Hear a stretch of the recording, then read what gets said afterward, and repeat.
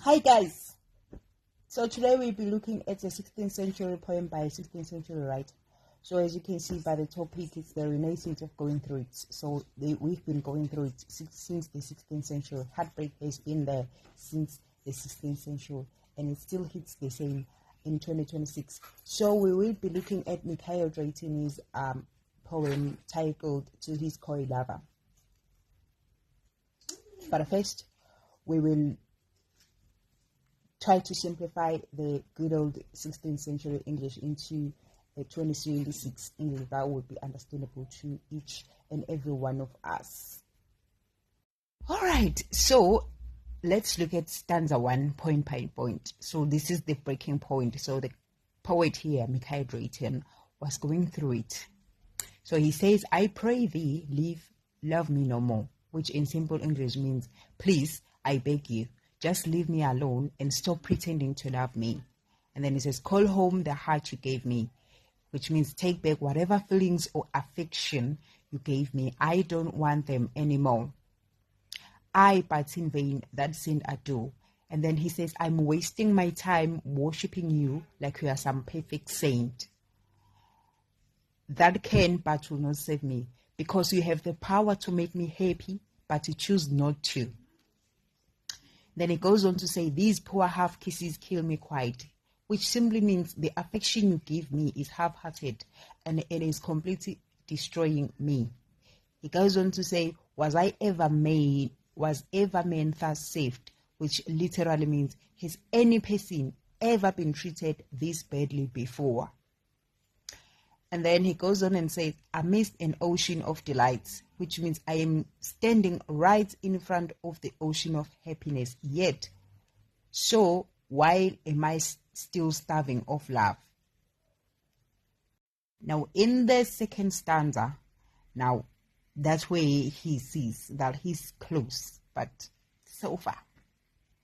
He says, show me no more those snowy breasts, which in simple English literally means stop showing me your beautiful pale skin with azure rivulets branched, where I can see your blue veins running like tiny rivers, where whilst mine eye with plenty feast, which literally means because while my eyes get to look at you and feast on your beauty, my actual thirst, my desire to truly have you is never satisfied, which is yet is my thirst not quenched. And then it goes on to say, oh, Tantalus, thy pain ne'er tell. So Tantalus is from the Greek myth. He says, don't even bother complaining about your suffering. So he calls on him. By me thou art prevented, which literally means because my suffering completely outdoes yours. 'Tis nothing to be plucked in hell, which literally means it is easy to handle being tortured down in hell, but being tortured while standing right in heaven, right next to the person you desire, is the ultimate pain. So that way the poet ends it. Okay, now we will look at the whole poem in like simple basic English and see how this brother has been going through it for far too long. Okay, now let's talk about it. The Renaissance age of going through it, or the 2026 heartbreak. Which one is it? Because let's compare it. During the Renaissance, they would have a pen and a paper and just bleed through the paper. That's how they relieved their heartbreak or their stress of going through it. But today, we jump on TikTok, write a lengthy Twitter extracts about situationships. We post a cryptic WhatsApp status with broken heart emojis. And basically, we think that we are the first humans to ever be stressed out by half-baked love. But all these chest pains, mixed signals, the agony of being led on, it has been here since the time of immemorial. So the evidence, one that I have shared, the Drayton poem, he has been going through it during the Renaissance era.